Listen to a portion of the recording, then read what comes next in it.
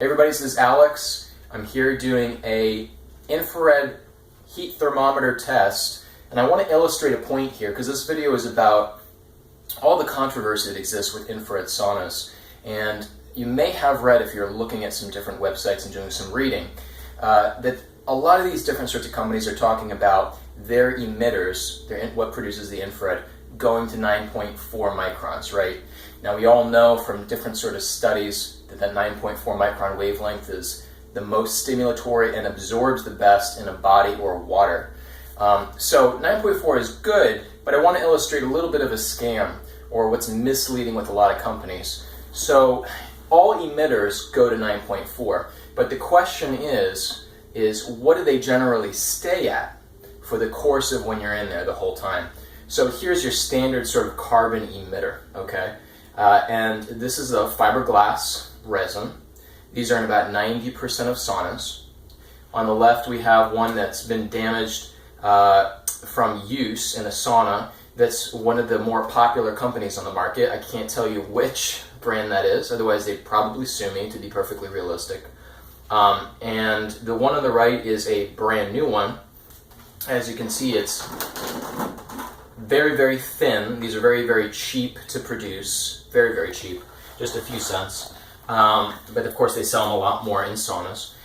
So let me illustrate a point here, that all saunas, with the exception of actually one brand, but all saunas have an on-off switch, meaning when you plug it in or turn the sauna on, it ramps up to its maximum watt density. And so the question is what does it ramp up to when all the power flows to the emitter? We'll find out in a second. So in another video, I educate on what is the peak wavelength with watt density and what micron range is produced. And if you want to understand more, that'll help you understand this video. But essentially, imagine that when we plug this in, it's the same thing as turning the on button on your sauna. Regardless of where you set the thermostat, 120, 140, 145, doesn't matter.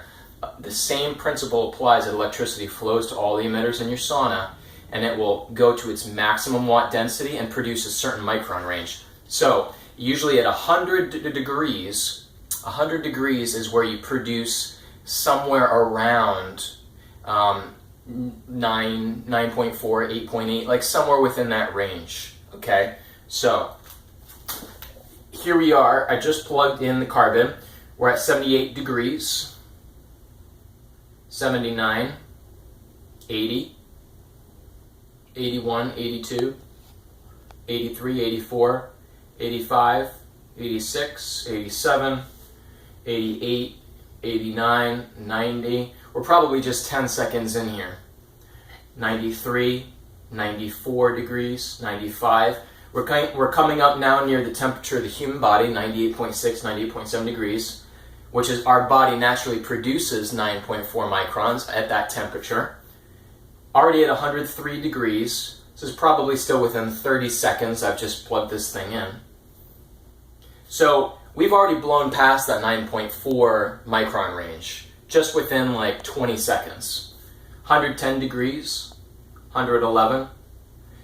So what these companies are saying that have these carbon panels is when you turn it on, it will get to 9.4, but as you just saw with the temperature, it already got to 9.4 and passed it probably within 20 seconds, because we're already now at 117 degrees, 118 degrees. We're already starting to decline in micron range as this warms up. We're going into the 9s, we're going into the 8s as it heats up. 121 degrees, 122. And by the way, it's normal